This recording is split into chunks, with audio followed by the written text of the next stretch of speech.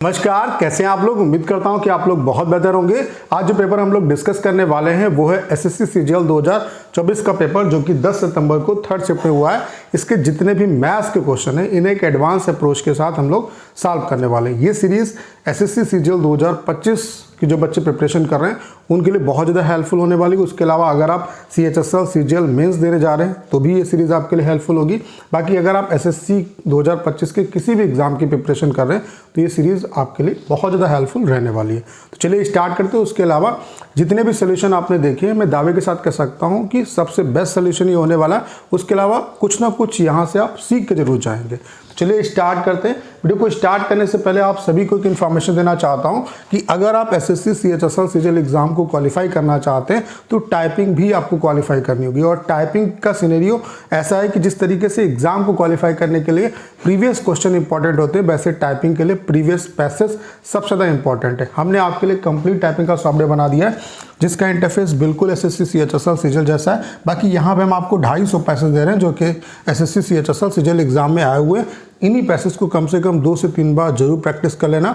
मैं दावे के साथ कह सकता हूँ 100% आप टाइपिंग को क्वालिफाई करके आएंगे। एक दिन का जो डेमो है वो आपके लिए बिल्कुल फ्री है। मैं आप सभी से जरूर कहूँगा कि एक बार डेमो जो दीजिएगा, डेमो का लिंक डिस्क्रिप्शन और कमेंट बॉक्स में पिन किया हुआ है, वहाँ से आप डेमो दे सकते हैं। और अगर आप डेमो से सेटिस्फाई होते हैं तो अपना जो बेस्ट प्लान है वो परचेज कर सकते हैं। पहला क्वेश्चन आप लोग देख पा रहे होंगे, क्या दिया हुआ है कि एक निश्चित धनराशि पर साधारण ब्याज धनराशि का 5वां हिस्सा है और प्रतिवर्ष ब्याज की जो दर है वर्षों की संख्या की 5 गुनी है। यदि ब्याज की दर में 3% की वृद्धि हो जाती है तो 6 वर्ष के लिए 5600 रुपये पर साधारण ब्याज कितना होगा। तो यहाँ पे सबसे पहले हमें क्या निकालना पड़ेगा, सबसे पहले हमें रेट निकालना पड़ेगा। ठीक है, तो रेट निकालने के लिए हमें ये ऊपर वाली लाइन दी है। क्या दिया हुआ है कि जो साधारण ब्याज है वो धनराशि का 5वां हिस्सा है। तो हमने मान लिया प्रिंसिपल अगर P है तो जो सिंपल इंटरेस्ट है वो इसका P/5 है। अब सिंपल इंटरेस्ट बराबर क्या होता है, साधारण ब्याज बराबर क्या होता है, मूलधन गुणे दर। दर कितनी है, समय की 5 गुनी। तो समय अगर T है तो रेट कितनी है, 5T है अपॉन 100। ठीक है, तो अब सॉल्व कर लेते हैं। देखो P से P कैंसिल हो जाएगा, 5 से काटेंगे तो कितने बार जाएगा, 20 बार जाएगा और 5 चौको 20। तो टी स्क्वायर की जो वैल्यू आई वो 4 आई। टी की वैल्यू कितनी आ गई, 2। तो टाइम कितना है, 2 वर्ष। और रेट कितनी आ गई आपकी, इसकी 5 गुनी यानी कि 10%। तो अब कह रहा है कि 3% की अगर रेट में वृद्धि कर दी जाए, यानी कि जो नई रेट होगी वो कितनी होगी, 13% की होगी। तो 13% की रेट से 6 वर्ष का 5600 रुपये पर सिंपल इंटरेस्ट कितना होगा। तो सिंपल इंटरेस्ट सिंपल होता है, जितना पहले साल मिलेगा उतना हर साल मिलेगा। तो 13% अगर रेट है, इसका मतलब हर साल 13% मिलेगा। तो 6 साल में कितना मिलेगा, 73 यानी कि 5600 का हमें 78% निकालना है। क्लियर, तो बस सॉल्व कर लो। यहाँ पे 2 जीरो से 2 जीरो कैंसिल हो गए। यहाँ पे सॉल्व करेंगे तो सॉल्व कर लो, गुणा कर लो आप। तो यहाँ पे 56, 6 × 48 और यहाँ पे 4 और 6 × 7 42 और 4 कितना हुआ, 46। 5 × 8 40 का 0 हासिल लगा 4 और 5 × 7 35, 4 कितना हुआ, 39। तो 8 6 9 4 13 4 यानी कि 4368 आएगा। तो चौथा वाला जो ऑप्शन है वो आपका बिल्कुल करेक्ट है। उम्मीद करता हूँ कि क्वेश्चन आप अच्छे तरीके से समझ पाए होंगे। अगला क्वेश्चन क्या कह रहा है कि किसी वर्ग का जो क्षेत्रफल है वो इतना दिया हुआ है तो उसका परिमाप क्या होगा। तो वर्ग का जो क्षेत्रफल होता है वो क्या होता है, भुजा स्क्वायर। ठीक है, अब इस इक्वेशन को देख के लग रहा है साफ साफ कि ये क्या लिखा हुआ है, 4x का होल ऑफ स्क्वायर और ये क्या लिखा हुआ है, 5 का होल ऑफ स्क्वायर, यानी कि ये ओवरऑल 4x + 5 का होल ऑफ स्क्वायर है। तो a की वैल्यू कितनी हो गई, 4x + 5, क्योंकि a + b का होल ऑफ स्क्वायर क्या होता है, a² + b² + 2ab। तो ये 2ab वाला जो पोर्शन है ये है 4 × 5 = 20 दूना 40। ठीक है, तो a की वैल्यू ये आ गई। परिमाप निकालना, तो परिमाप कितना होता है, 4 है, यानी कि 4 × 4x + 5 तो कितना हो जाएगा, 16x + 20। तो कौन सा ऑप्शन करेक्ट है, ये आएगा। यहाँ पे 2 से जब गुणा करोगे तो 16x + 20 हो जाएगा, यानी कि चौथा वाला जो ऑप्शन है वो आपका बिल्कुल करेक्ट है। अगला क्वेश्चन आप लोग देख पा रहे होंगे, क्या कह रहा है कि फेस्टिवल सीजन में बिक्री के दौरान 1000 रुपये के अंकित मूल्य वाली कांस्य की एक वस्तु 20%, 30% और 10% की 3 क्रमागत छूटों के बाद बेची जाती है। एक महिला ग्राहक द्वारा फेस्टिवल सीजन के दौरान वस्तु खरीदने पर भुगतान की जाने वाली राशि क्या होगी। देखो, अगर कोई महिला फेस्टिवल सीजन पे खरीद रही है तो इसका मतलब है उसको इन तीनों छूटों का फायदा मिलेगा। तो ओवरऑल इस 1000 पे ये तीनों छूटें अप्लाई करने के बाद जो प्राइस आएगा वही आपको बताना है। तो 1000 की कोई चीज़ है, इस पे 20% का डिस्काउंट दिया तो कितनी बची चीज़, 80%। फिर इस पे 30% का डिस्काउंट दिया तो 70% बची, जो बची धनराशि है उसका 70% बची। फिर 10% का डिस्काउंट दिया तो 90% बची।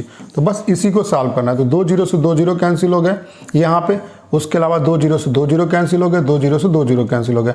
तो 9 सते 63, 63 अट्ठे कितना होगा, 8 तियां 24, हासिल लगा 2, 8 छंग 48 और 2 कितना हुआ 50। यानी कि कितना देना पड़ेगा, 504 रुपये देना पड़ेगा। यानी कि तीसरा वाला जो ऑप्शन है वो आपका बिल्कुल करेक्ट है। अगला क्वेश्चन आप लोग देख पा रहे होंगे, क्या दिया हुआ है कि पाइप पी और क्यू एक पानी की टंकी को क्रमशः 10 घंटे और 15 घंटे में भर सकते हैं।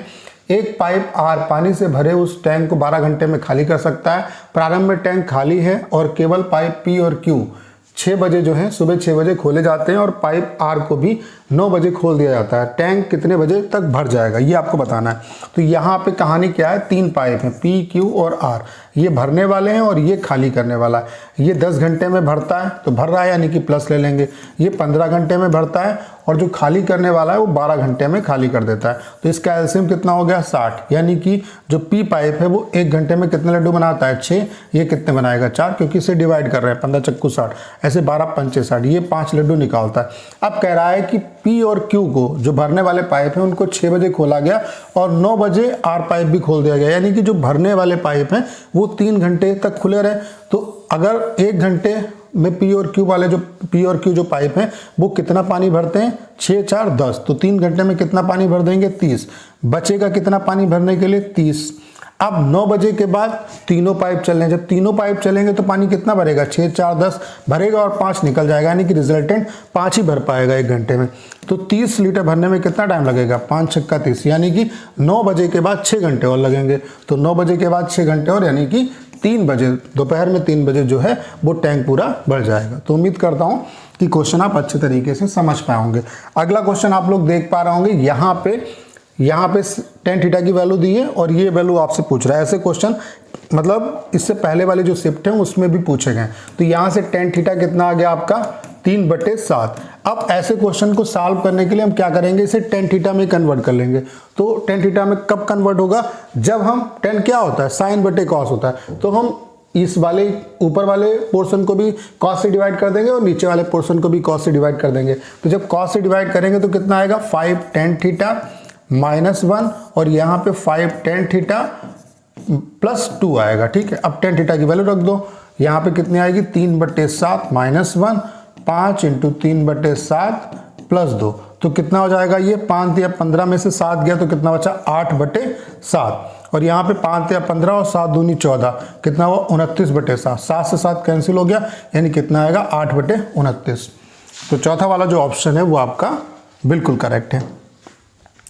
अगला क्वेश्चन आप लोग देख पा रहे होंगे, एक आपको कॉन्सेप्ट याद रखना है हमेशा कि अगर थीटा प्लस अल्फा, यहाँ पे थीटा अल्फा है, a प्लस बी भी ले सकते हो, कोई भी दो अलग अलग वैल्यू, ठीक है, अलग अलग वेरिएबल, अगर इनका सम जो है वो 90 डिग्री है तो जो कॉन्जुगेट वैल्यू हैं वो एक दूसरे के बराबर होंगे। जैसे कि साइन थीटा बराबर क्या होगा कॉस अल्फा। अब यहाँ पे ऐसा जरूरी नहीं, यहाँ पे इसे चेंज भी कर सकते हो कि साइन अल्फा बराबर कॉस थीटा होगा। ठीक है, मतलब ये जो है, जो जैसे साइन है वो कॉस में चेंज होता है, टेन जो है वो कॉट में चेंज होता है, सेक जो है वो कॉसेक में चेंज होता है, तो ये सारे जो वैल्यू है वो बराबर होंगे। ठीक है, अगर ये थीटा प्लस अल्फा बराबर 90 डिग्री है तो यहाँ से हम कह सकते हैं कि साइन थीटा बटे कॉस अल्फा का जो रेशियो है वो 1 होगा, अगर ये कंडीशन है। ठीक है, ऐसे ही कॉन्जुगेट 10 होता है तो tan थीटा बराबर क्या होगा कॉट अल्फा के बराबर होगा, यानी कि इनका रेशियो भी 1 होगा।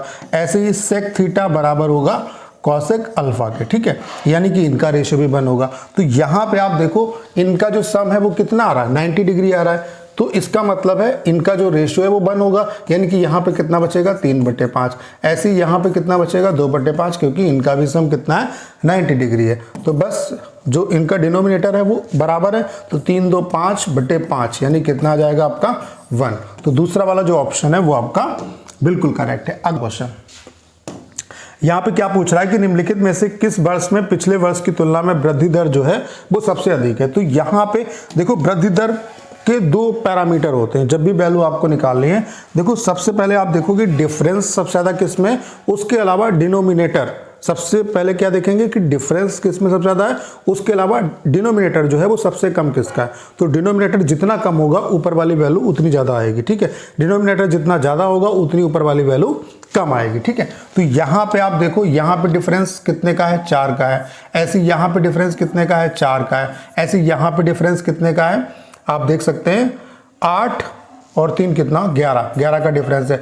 ऐसे यहाँ पे आप देख सकते हैं लगभग 16 का डिफरेंस है, ठीक है। ऐसे यहाँ पे देखेंगे 12 का डिफरेंस है, मतलब सब जगह इससे कम ही आएगा। तो मैक्सिमम जो डिफरेंस है वो यहाँ पे, और इसका डिनोमिनेटर भी सबसे कम है। तो सबसे जो ज़्यादा वैल्यू आएगी वो कहाँ पे आएगी, जो सबसे ज़्यादा वृद्धि दर हुई वो देखो यहाँ पे हुई, कहाँ पे 100.6 हो रहा है। और इसकी कंपेयर में देखोगे तो ये सबसे ज़्यादा वृद्धि दर है, यानी कि 2016 में होगी।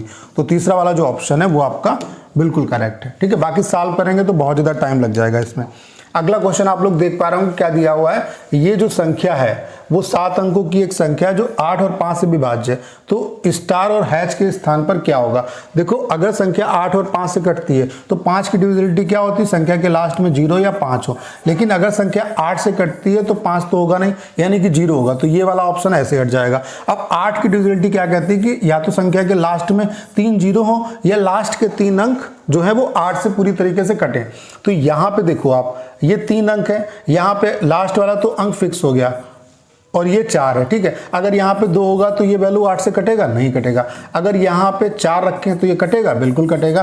तो ये वाला जो ऑप्शन है वो आपका बिल्कुल करेक्ट है, ठीक। अगला क्वेश्चन आप लोग देख पा रहे होंगे क्या कह रहा है, यहाँ पे बोर्ड मास का क्वेश्चन है, सिंपली से सॉल्व करना है। तो देखो 45 को 3 से डिवाइड करेंगे तो कितना आएगा आपका 15, प्लस यहाँ पे 4 है और यहाँ पे इससे डिवाइड करेंगे तो कितना बचेगा 2 और प्लस 4 बराबर 1। तो 15 में से 2 गया तो कितना बचा 13, 13 4 17 और इसको 17 को उधर भेजेंगे तो 4 a की वैल्यू कितनी आएगी, माइनस का 16।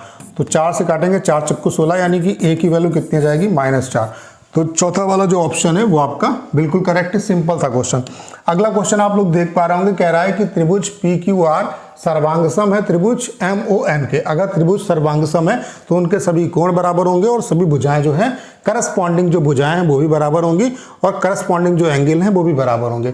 फिर दिया है कि कोण PQR जो है वो 82 है, कोण QRP जो है वो 47 है, कोण RPQ जो है वो 51 है, कोण MON जो है वो 5y-8 है, QR की वैल्यू 24 है, ON की वैल्यू 3x + 5 है। तो इसकी वैल्यू बतानी। तो आपको देखने में लग रहा होगा बहुत डिफिकल्ट क्वेश्चन है, फिगर बनाओगे तो चीज़ें समझ में आ जाएंगी। सर्वांगसम का मतलब होता है सारे अंग समान। तो एक त्रिभुज है PQ और R, दूसरा जो त्रिभुज है इतने बड़ा होगा, ठीक है। थोड़ा बहुत अगर कम ज़्यादा बने तो अंडरस्टूड कर लेना कि इतने बड़ा है, ठीक है। एक है MO और N, ठीक है। अब यहाँ पे क्या दिया हुआ है, PQR, जो बीच वाला होगा वही एंगल मानते हैं हमेशा, ठीक है। ये कितना है 82 डिग्री। ऐसे यहाँ पे R वाला जो एंगल है वो कितना है 47, ठीक है। ऐसे यहाँ पे RPQ ये वाला जो एंगल है वो कितना है 51 है, ठीक है। फिर उसके बाद MON ये वाला जो एंगल है वो 5y-8 है। उसके अलावा यहाँ पे QR की जो वैल्यू है, ये वैल्यू जो है वो 24 दी है। उसके अलावा ON की जो वैल्यू है वो कितनी है 3x + y है। तो यहाँ से आप ये देखो, सबसे पहले तो आप ये देखो, ये वाला जो एंगल है करस्पॉन्डिंग एंगल बराबर होंगे। तो करस्पॉन्डिंग जो एंगल है, जैसे कि ये वाला जो एंगल है ये करस्पॉन्डिंग एंगल इसके बराबर होगा, ठीक है। यानी कि 5y-8 = 82। तो 5y = कितना आएगा 90, 5 से काटेंगे तो कितना आएगा 18, यानी कि y की वैल्यू कितनी हो गई 18। ये बात समझ में आ गई, ठीक है। अब करस्पॉन्डिंग साइड भी बराबर होंगी, यानी कि ये 24 जो है वो किसके बराबर होगा, 3x + y के बराबर होगा। तो 24 बराबर 3x और y की वैल्यू हमने कितनी निकाली 18। इधर जाएगा तो कितना बचेगा 6, यानी कि 3x की वैल्यू 6। तो x की वैल्यू कितनी आ गई 2, यानी कि x की वैल्यू 2 आ गई और y की वैल्यू कितनी आ गई आपकी 18। तो इन दोनों का जो सम होगा वो कितना होगा 20 होगा। समझ में आ गया क्वेश्चन, सिंपल है क्वेश्चन। अगला क्वेश्चन आप लोग देख पा रहे होंगे क्या कह रहा है कि यदि एक आदमी 10 लीटर दूध में 6 लीटर पानी मिलाता है और दूसरा आदमी 8 लीटर दूध में 4 लीटर पानी मिलाता है तो दोनों मिश्रण में दूध का अनुपात क्या होगा। देखो भाई यहाँ पे मिल्क कितना है टोटल 10, मिक्सचर टोटल कितना है 10 6 16, यानी कि जो मिल्क है वो कितना है 10/16 है, ठीक है। ऐसे ही दूसरे मिक्सचर में 8 लीटर दूध है, टोटल जो मिक्सचर है वो कितना है 8 4 12। तो सॉल्व कर लो, 2 से काटेंगे 2 पंचे 10, 2 चक्कू 8, यहाँ पे 4 चक्कू 16, 4 तियां 12, क्रॉस मल्टीप्लाई कर दो तो 5 तियां 15 और 4 चक्कू 16, यानी कि इनका जो रेशियो होगा वो कितना होगा 15 और 16। तो पहला वाला जो ऑप्शन है वो आपका बिल्कुल करेक्ट है। अगला क्वेश्चन आप लोग देख पा रहे होंगे क्या दिया हुआ है, यदि दो वृत्तों की एक उभयनिष्ठ बाह्य स्पर्श रेखा की लंबाई 9 है और एक उभयनिष्ठ आंतरिक स्पर्श रेखा की जो लंबाई है वो 5 है, तो दोनों वृत्तों की त्रिज्याओं का गुणनफल क्या होगा। देखो सबसे पहले आप समझो, जो अनुस्पर्शी होती है और अनुप्रस्थ, जो एक होता है अनुस्पर्शी यानी कि डायरेक्ट कॉमन टेंजेंट, और दूसरी होती है ट्रांसवर्स, ठीक है। तो ट्रांसवर्स डायरेक्ट जो होती है वो इस तरीके से होती है, डायरेक्ट जो होगी वो इस तरीके से होगी और इसे हिंदी में अनुस्पर्शी कहते हैं। और इस तरीके से जो होती है आपकी, इस तरीके से ये जो होती है इसे हम ट्रांसवर्स कहते हैं और हिंदी में क्या कहेंगे अनुप्रस्थ, ठीक है। तो इसका जो फार्मूला होता है वो मतलब इसकी जो लंबाई होती है, इसकी जो लेंथ होती है वो कितनी होती है √d² minus r1 minus r2 का होल ऑफ स्क्वायर, ठीक है। और ट्रांसवर्स होगा तो यहाँ पे इसकी जो लंबाई होगी वो d² minus r1 plus r2 का होल ऑफ स्क्वायर ये होती है। ये चीज आपको पता होनी चाहिए, ठीक है। तो यहाँ पे क्या दिया हुआ है उभयनिष्ठ बाह्य स्पर्शी, बाह्य स्पर्शी मतलब माइनस वाला, बाह्य स्पर्शी मतलब इस तरीके से ये जो स्पर्श करती है, आंतरिक स्पर्शी यानी कि इस तरीके से स्पर्शी, ठीक है। तो बाह्य स्पर्शी यानी कि ये वाला होगा। तो यहाँ पे इसका अंडर रूट आता है तो हम ये डायरेक्ट लिख सकते हैं, अगर अंडर रूट हटाएं तो d² minus r1 minus r2 का होल ऑफ स्क्वायर की जो वैल्यू है वो 9 का वर्ग कर देंगे तो 81 आ जाएगी। ये बात समझ में आ गई। ऐसे ही आंतरिक स्पर्श रेखा की लंबाई यानी कि d² minus r1 plus r2 का होल ऑफ स्क्वायर की वैल्यू कितनी आ गई 25। अब घटा दो यहाँ पे इक्वेशन को, यहाँ पे माइनस आएगा, यहाँ पे प्लस आएगा, यहाँ पे माइनस आएगा, तो यहाँ पे इससे ये कैंसिल हो गया। यहाँ पे क्या आया r1 प्लस r2 का whole of square minus r1 minus r2 का होल ऑफ स्क्वायर, और यहाँ पे देखो क्या है, ये आपका 9 का स्क्वायर है और ये आपका 5 का स्क्वायर है। तो a² माइनस b² क्या होता है a प्लस बी और a माइनस बी। तो एक बार लिख सकते हैं, यहाँ से हो सकता है थोड़ा टाइम लगे, तो 9 5 14 और इसका डिफरेंस यानी कि 4। अब आपको पता होगा कि a प्लस बी का whole of square minus a minus b का होल ऑफ स्क्वायर जब करते हैं तो कितना आता है 4ab यानी कि 4r1 इंटू r2 आएगा, और इसकी वैल्यू 14 इंटू 4, तो 4 से 4 कैंसिल हो जाएगा, इसका गुणनफल कितना होगा 14 होगा।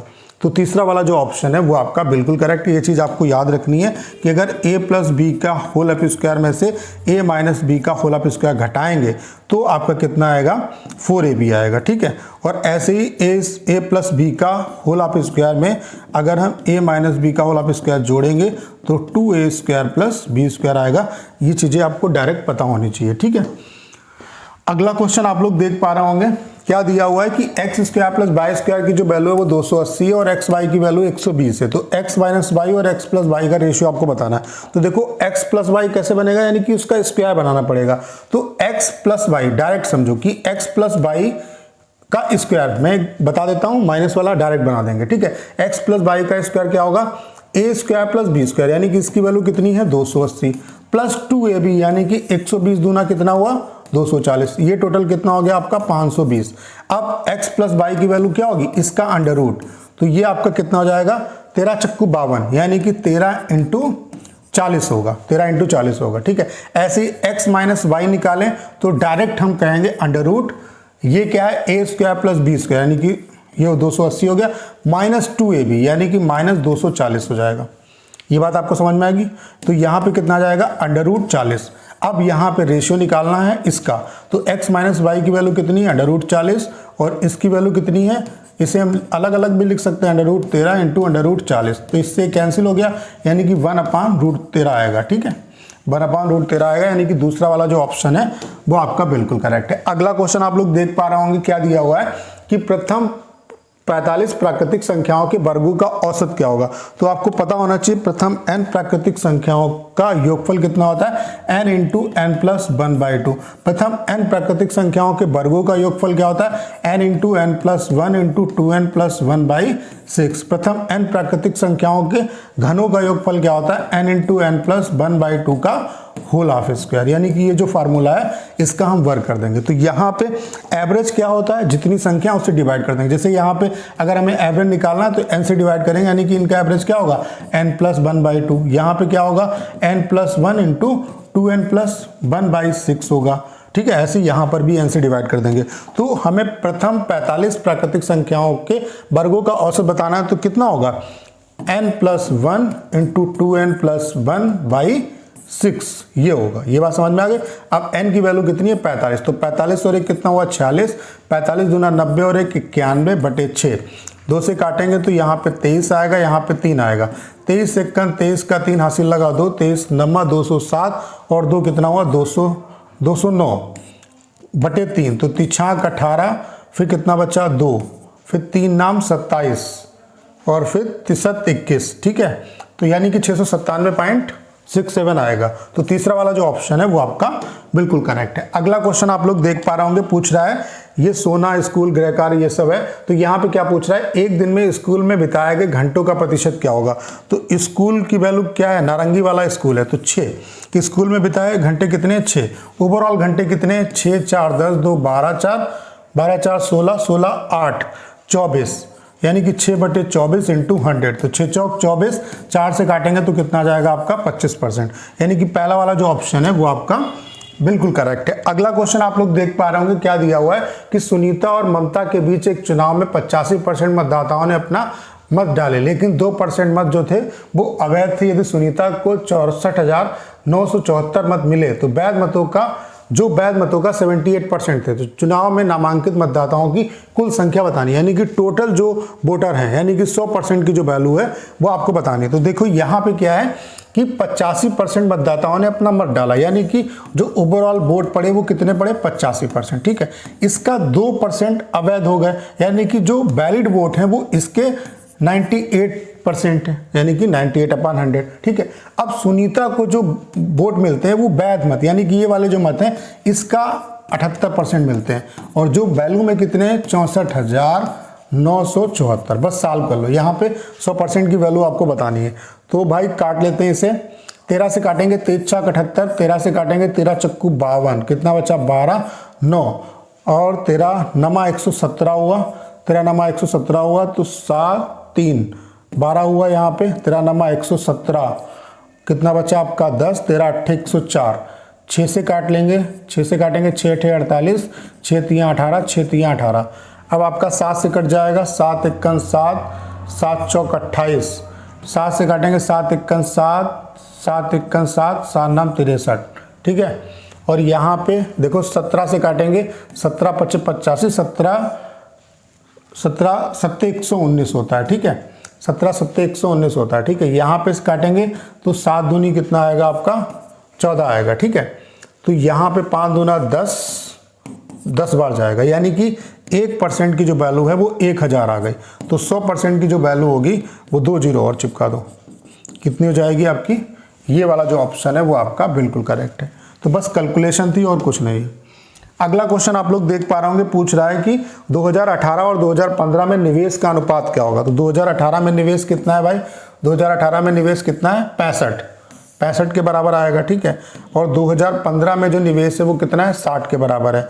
तो इसका अनुपात कितना होगा, 5 से काटेंगे 13:12, यानी कि तीसरा वाला जो ऑप्शन है वो आपका बिल्कुल करेक्ट है। अगला क्वेश्चन आप लोग देख पा रहे होंगे, पूछ रहा है कि एक दुकानदार किसी वस्तु के अंकित मूल्य पर 20% की छूट देता है और इस प्रकार 10% का लाभ प्राप्त करता है। वस्तु के क्रय मूल्य और अंकित मूल्य का अनुपात क्या होगा। हमेशा याद रखो कि अगर किसी क्वेश्चन में आपको डिस्काउंट की रेट ऑफ परसेंट दी है और प्रॉफिट एंड लॉस की रेट ऑफ परसेंट दी है तो वहां से रेशियो आप निकाल सकते हैं सीपी और एमआरपी का। अगर ये चीज़ नहीं पता है तो मैंने कंप्लीट डिस्काउंट का चैप्टर पढ़ाया हुआ है, तो चैनल पर जाके आप देख सकते हैं, ठीक है।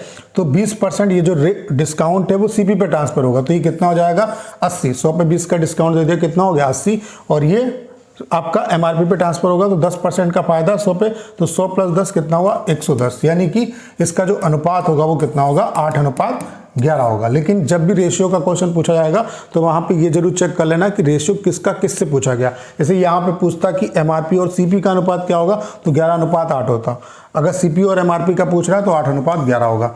तो तीसरा वाला जो ऑप्शन है वो आपका बिल्कुल करेक्ट है।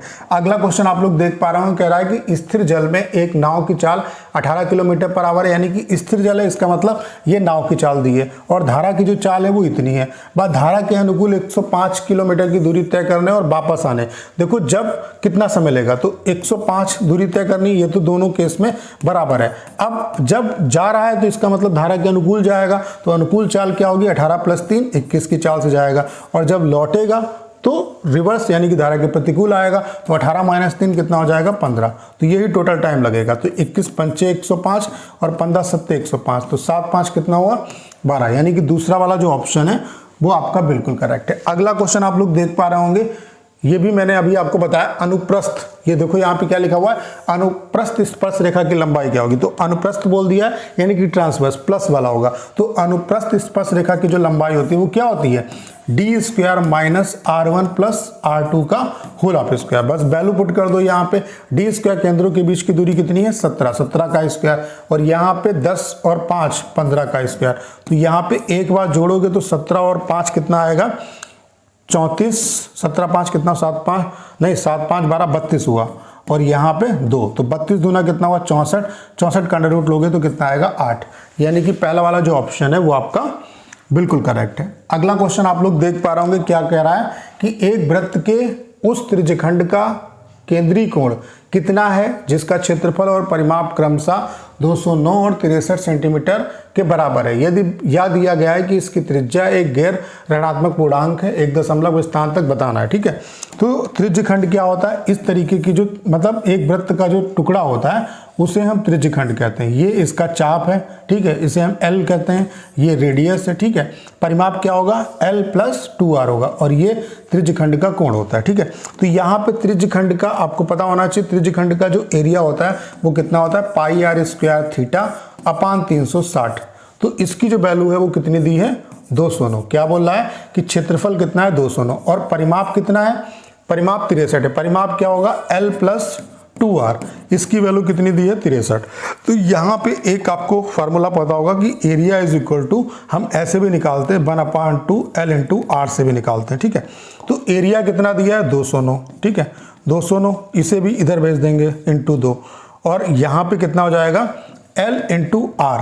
अब देखो हमें यहाँ पे इससे कंपेयर करना है, यहाँ पे 2r दिया है, तो 2r बनाने के लिए 2 से एक बार हम और गुणा कर देंगे। ठीक है, तो यहाँ पे देखो 209 किससे कटेगा, 11 से कट जाएगा, 11 × 1 = 11, 11 × 1 = 11, 11 9 99, तो ये 19 अलग हो गया, और इसको ये 2 और ये वाला 2, यानी कि 11 दूनी 22 और दूनी 44। तो इसे हम लिख सकते हैं 2 × 22 लिख सकते हैं, बराबर L × 2r। तो L की हम कंपेयर इससे कर रहे हैं, यानी कि L बराबर कितना हुआ, 19। अभी इसको देख लेंगे कि सेटिस्फाई कर रहा है या नहीं कर रहा है।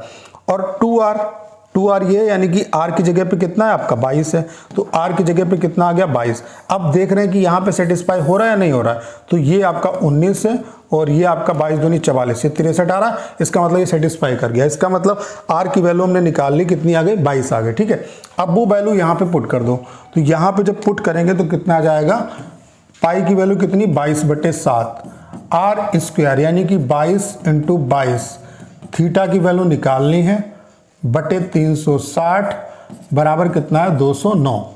ठीक है, अब सॉल्व करो, यहाँ पे 11 से कट जाएगा, ये कितना है, 11 × 19 है। ठीक है, तो 11 से काटेंगे, 11 दूनी 22, 2 से काटेंगे तो यहाँ पे कितना आएगा, 180, और फिर यहाँ पे एक बार 2 से काट लो, 9।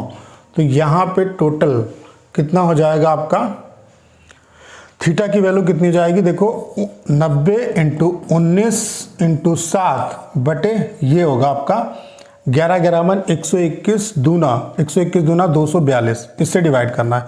तो 19 नमा 171, 19 नमा 171, 7 कितना होगा, 7 × 7 और 7 7 49, 4 लगा हासिल, और 7 × 7 और 4 कितना हुआ, 19 नमा 171, 19 नमा 171 को 7 से गुणा करेंगे, 7 × 7, 7 7 49, 4, 7 × 7 4 कितना हुआ, 11, यानी कि 1197 और 10 बटे 242। अब देखो इसे डिवाइड करो, मतलब इससे काटोगे तो देखो 24, यानी कि इसे 240 मानो, 240 पंचे होता है 1200, ये 1200 होता है तो है नहीं, इसका मतलब 4 बार जाएगा।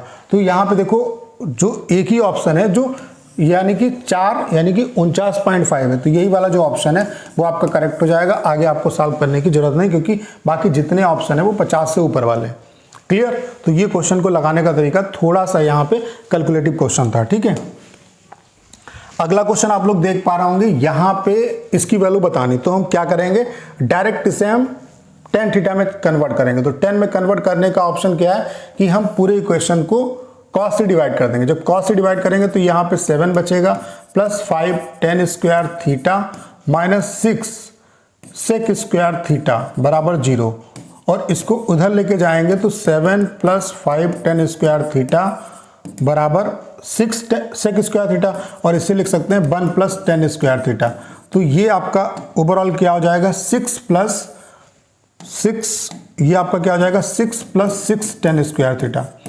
ठीक है, अब इसको इधर भेजेंगे तो क्या बचेगा tan स्क्वायर थीटा, और इधर इसको भेजेंगे तो 1 बचेगा। तो tan थीटा की वैल्यू कितनी आ गई 1, यानी कि थीटा कितना हो गया 45। अब वैल्यू पुट कर दो यहाँ पे, 1 प्लस sec 45 की वैल्यू √2 होती है प्लस 1 और √2 माइनस 1। अब कॉन्जुगेट से गुणा कर दो, √2 प्लस 1 से ऊपर नीचे गुणा करेंगे √2 प्लस 1 से, तो यहाँ पे नीचे 1 होगा और यहाँ पे √2 प्लस 1 का होल ऑफ स्क्वायर होगा।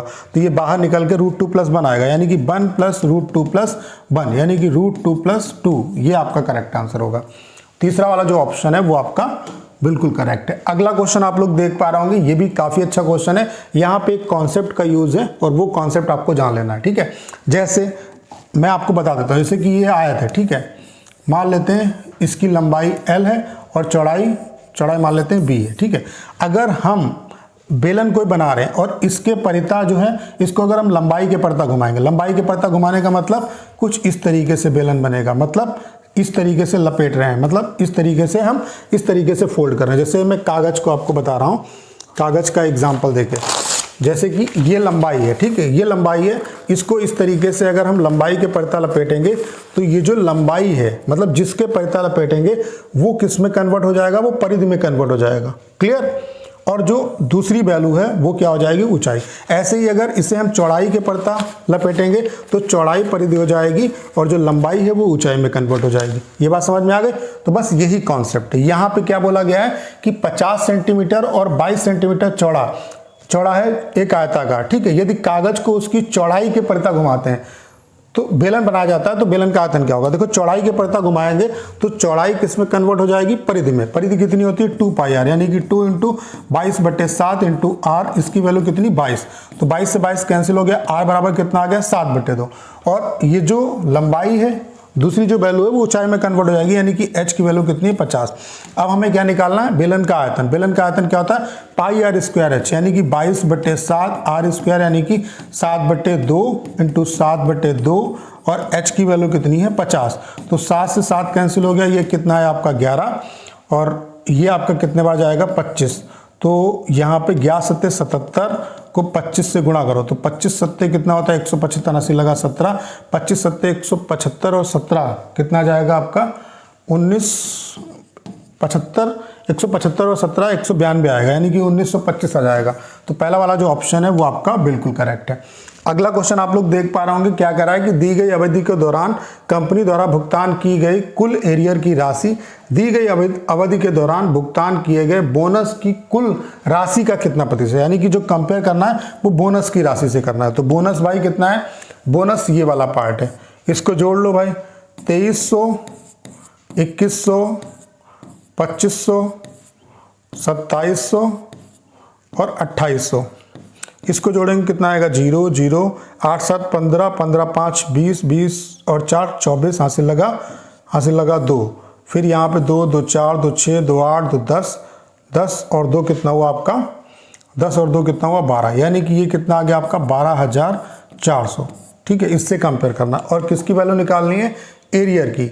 एरियर जो है वो ये है, कितना है आपका, एरियर ही तो निकालना है। एरियर कितना है आपका 4500, 4800, उसके बाद 4900, उसके बाद 5300, उसके बाद 5600। तो 0 0 6 3 9 9 9 9 18 18 8 26 26 5 31, हासिल लगा 3 4 4 8 4 12 12 5 17 12 5 17 17 5 कितना हुआ 17 5 22, 22 और 3 कितना हुआ 25, यानी कि ये कितना हो गया 251 और इंटू 100 और इंटू 100 करेंगे। ठीक है, तो 2 जीरो से 2 जीरो कैंसिल हो गया। अब ये देखो 12 दूनी 24, ये दुगने से ज़्यादा है। तो दुगने से ज़्यादा कौन सा ऑप्शन है? केवल एक ही ऑप्शन ऐसा है जो दुगने से ज़्यादा है, यानी कि 200, ये इसका जस्ट 200% से ज़्यादा है। तो यही वाला जो ऑप्शन है वो आपका करेक्ट हो जाएगा। इतना अप्रॉक्सीमेशन आप लगा सकते हो अगर आप यहाँ तक पहुँच गए हो। ठीक है, पूरा फिर सॉल्व करने की जरूरत नहीं है। अगला क्वेश्चन आप लोग देख पा रहा हूँ, कह रहा है कि के कौन से मान के लिए समीकरण 2x + 7ky - 8 = 0 और x + y - 9 = 0 का कोई हल नहीं होगा। तो कोई हल कब नहीं होगा? जब a1/a2 बराबर नहीं है b1/b2 बराबर नहीं है c1/c2 के। ठीक है, ये वाला जब रिलेशन होगा तो इनके कोई भी हल नहीं होगा, क्योंकि कहीं पे भी ये इंटरसेक्ट नहीं करेंगे। हल निकालने के लिए कहीं ना कहीं पे इंटरसेक्ट ये होने चाहिए। ठीक है, तो यहाँ पे कॉफिशिएंट बराबर कर लो, इसके बीच में कंपेयर कर लेते हैं। तो x का कॉफिशिएंट यहाँ पे कितना है 2 और यहाँ पे कितना है 1 और यहाँ पे कितना है y का 7k और यहाँ पे कितना है 1। तो k की वैल्यू कितनी आ जाएगी आपकी 2/7, यानी कि तीसरा वाला जो ऑप्शन है वो आपका बिल्कुल करेक्ट है। ये आपके सारे के सारे 25 क्वेश्चन को मैंने सॉल्व करा दिया। उम्मीद करता हूँ कि अगर आपने पूरी क्लास देखी होगी तो सारे क्वेश्चन आप बहुत अच्छे तरीके से समझ पाए होंगे। करना क्या है, इस क्लास को ज़्यादा शेयर करना है। उसके अलावा अगर आप चैनल पर नए हैं और आपने अभी तक इसे सब्सक्राइब नहीं किया है तो प्लीज़ चैनल को सब्सक्राइब करना मत भूलिएगा।